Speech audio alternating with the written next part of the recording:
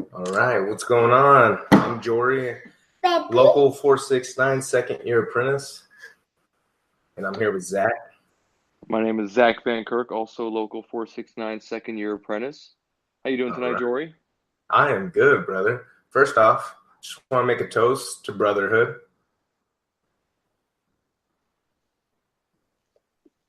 All right. Zach, what the hell is happening, dude? Well, not much, man. How you doing tonight? I'm good, bro. I'm good. I'm just sitting here watching the kid. Had a few things to do. Baby? Yeah, a few errands today. You were out and about too. Where'd you go to the park, you said? Well, we obviously worked today, but I went to early dinner, and then went to the park with the kids, trying to get some family time in. Yeah, that's hard, huh? Oh yeah. But yeah. So one thing I wanted to talk about, dude, is there's a lot I kind of wanted to cover, but how did you get into the trade, dude? So that's a good question, man. So I should have been in the trade a long time ago. I'm actually fourth generation, but I was pretty stubborn and didn't want to do the trade until I was 29 years old. But heard about it through my parents or through my dad and grandparents, great uncle joined in from then. But So yeah, what'd you do before then? Like being all selfish and serving your country or some crap like that. yeah. Yeah, man. I was in the army for 3.5, almost 4 years. Then bounced around to different jobs after that, not thinking I would be, amounting to anything of myself or have the ability to amount to anything to myself after the military. So bounced around to a couple pointless jobs, and then just kind of pulled my head out of my ass and decided to become a union brother. Heck yeah, dude. You're one of the first people, as far as apprentices that I've met. You, Grant, just like some real core guys between us. And I think that's important. Like your first crew you're on kind of makes a difference in you. And just, I think we're real lucky. And everyone that we met, I mean, is still in the program. We're going into our third year. And we really embody that camaraderie and we really feel it. Even though we've evolved, gone here and there, we all still kind of stay tight knit, and I think that's badass. No, man, I It's agree great. too. Because I mean, I think it's one of the things that's most important about union from day one. I mean, you're forced to rely on these guys that you have no idea who they are. Hey man, I have to get up on this ladder. I need you to watch me so I don't fall. So you have to. It's not life on the line stuff. It's not first responder stuff. But I mean, you still have to put your hands in your brother's hands. But it's still beyond that. I mean, outside of work, everything that happens. Can you be a little quieter over there? I'm sorry, man. No, I'm hearing you loud and clear, but that one thing that was pointed out, a statistic was 1% of the population in the U.S. is veteran, but 14% of the UA population and brothers sisters are veterans. Hold on, just she's all right, man. She's all right. She's just moving chairs. She's moving stuff. Yeah. I'm here. I'm here on dad duty, and Yeah. that's another thing with just being around family and the guys, the journeymen, guys like Larry who took their time. You watched my kids a couple times, Frank's kids a couple times, and just how close we are, and how we take that serious, and how that's preached to us by really good journeymen who try to carry us along and show us about it. Yeah, man, agreed. I mean, it's stressed from the very beginning that we have this core of leaders, and we have to rely on them, and it's more than just a boss atmosphere. It's not like, hey, you have to rely on your boss to take care of you on the job. It's, hey, you got to rely on your boss to be your brother off the job as well too, and you go to that hall and you argue with your brother, you fight with your brother, but it's all for the betterment of this hall. So. Um, Absolutely.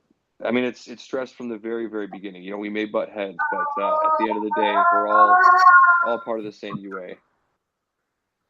I agree with you, and I'm listening to you. No, you're She's good, just man. having a blast over there, bro. And yeah, I like how through the the fighting. That's what really kind of brings you closer. You know, I can't think of one journeyman I admire that I didn't like bump heads with at Yeah, some. But that makes you closer. yeah, man. And that doesn't mean, fighting or arguing or screaming at each other. It just means you came to a disagreement, didn't see eye to eye, and maybe didn't ever come to eye on that single issue. But you realized outside of that, you guys have agreed on 50 other things that were much more important than that sole issue there. So it's a lot about getting past this stuff too. But I mean, just like siblings, you got to fight. It's just part of it. There is one thing I want to talk to you. Now it popped in my head. I'm going to jump straight into that, dude. So I'm 31 now, and I think you're about 31. I just turned 31 last week, man. So I was a Phoenix police dispatcher for 10 years, and it took me 5 years to become a really dedicated person. I was a real piece of shit before that. I was 18 years old when I started. I didn't take anything serious. I was gung-ho coming in, but after about 2 years, I got bitter. And then 3 years of bitterness, and I think that's when I had a really good mentor take me under his wing and knew how to talk to me and showed me the way. At what point, I mean, I don't know, everyone's different, but at what point did you take anything in your life serious as far as career-wise? Gosh, man, not until, or mid-20s, probably. It was probably around then, once I started having created my family, got married, had my kids, that it was, you stop looking forward to something that's going to get you a paycheck, and you just, something that has zero fulfillment outside of that.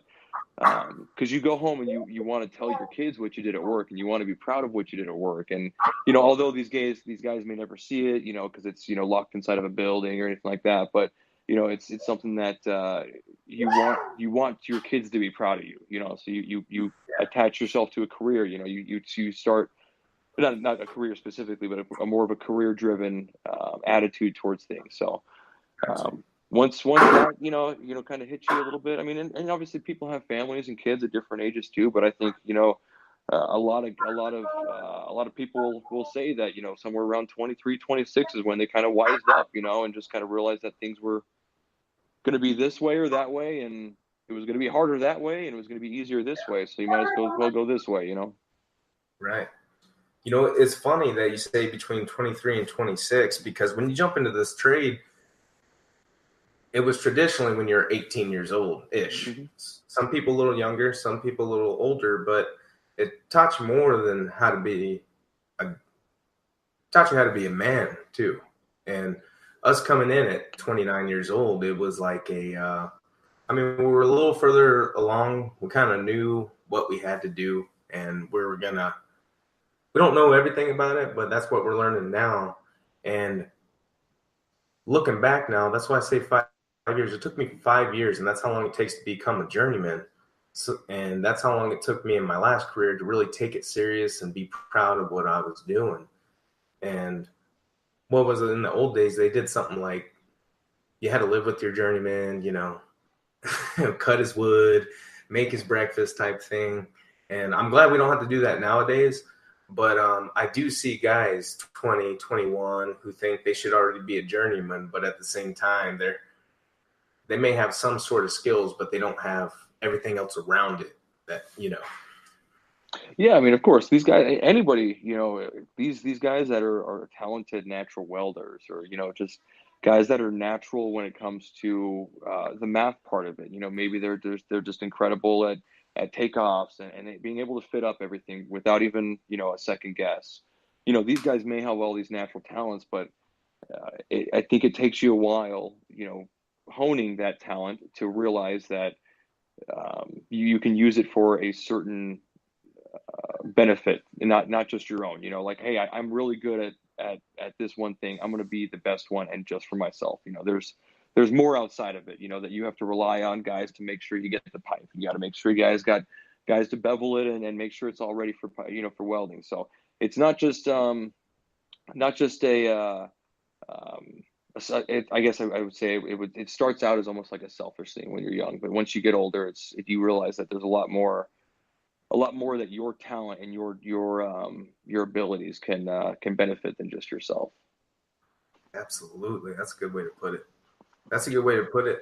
And that's kind of like a vague term. And I feel like if I was just listening to that as a 20-year-old, like, what does that even mean? I'm just throwing in pipe.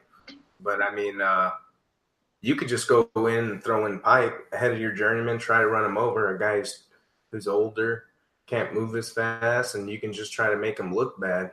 Or you guys can work together and still, don't matter how long you've been in the trade, try to learn something and try to spread that to other apprentices. I mean, we got a lot of guys who are just coming in, and I was teaching a guy how to lay out the other day, and that felt good. That's investing already as a second year back into our trade, you know. And yeah, I think that, you know, that may be a maturity thing. That maybe I've been around for a while, but I mean, the main important thing is that you're taking something that you learned, and I mean, not only are you teaching somebody, but you're excited to teach somebody about it because it's something that you understand. You know, you took the time to understand what this is, and now you can reciprocate this. You can tell this to basically anybody, you know, and for the most part, you know, somebody will understand, or at least if they have a passion or, you know, a general sense of what's going on, they'll understand. But you know, it's that there's an excitement to teach these guys, and that's more of what this whole brotherhood thing is about. It's bigger than us, you know. Hell yeah. Well, it is way bigger than this. And then speaking of that,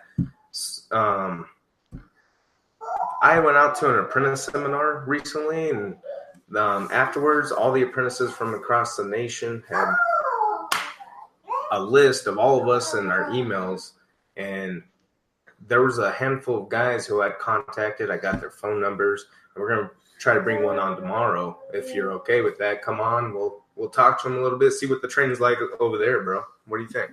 Yeah, I'm down. Heck yeah. Because one thing that I think would be good is just kind of talk about what their specialty is.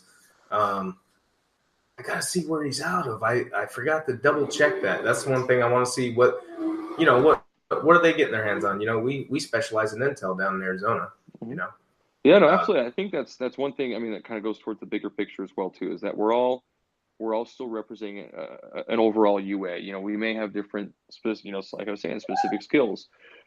Our own locals may have specific skills. We do a lot of high purity stuff and 469. You know, granted, we do have our hospitals, we have our ballparks, and we have our dirty jobs. But you know, our thing that we specialize in is high purity piping. You know, so it's, I think it'd be interesting to see. You know, hey man, this is something that's entirely a different part of our UA. We work in refineries. I worked at paper mills my whole entire apprenticeship. You know, something like that, because it all fits into a giant puzzle that we all, you know, are making up with this UA. Yeah, I think I saw something in the UA Standards of Excellence presentation that pipe is the biggest. We have like the biggest scope because there's so many processes in pipe. Yeah, and you can't do it all, you know. And I guess that's a two-part thing I'm trying to touch on, because you just reminded me of it, how much is involved, but also the standard of excellence I kind of wanted to touch on, see what you think about. And that presentation, how'd you like the presentation and what they're talking about? Yeah, man, I thought it was important information for guys to hear, because although they've probably heard it, you know, a dozen times or 100 times, you know, depending on how long they've been in, the stuff that they teach us or that they went over there is important. You know, showing up, these guys, they stress it because it's something that isn't done, you know, continuously. Showing up to the job site, you know, just from the very beginning. That's how they weed these guys, you know, weed out apprentices, that the guys that just don't want to show up, you know. So, I mean, Unfortunately, yeah. yeah, exactly. I mean, it's something that, you know, the guy may be the best welder that we've ever seen, but if he can't get to the job site, then he's not going to do us any good, you know. You know what? I don't want to cut you off, but I just want to touch on what you were just saying earlier. You may be an ultra badass, but they're going to stick to their guns on there's more to it. And part of that is showing up to work, ready to work. Exactly. And I mean, I totally understand. Once you've put in your time, you know, we all have families, so there's reasons that, you know, guys can't be at work. But I think when it comes down to it, is that you have to put your time in first. It's gonna suck, you know. I mean, hopefully you don't miss any major life events. You know, you still make time for that. But you know, there's 50, 60 hour work weeks that suck. But you have to put in your time now, so that you have those privileges, those rights later, that you can. You've proved yourself as an ultra badass welder, so you can take that time off, or you can, you know, you show up late once and you get your, you know, you don't get, you know, a write up or anything like that. So but you absolutely have to put in the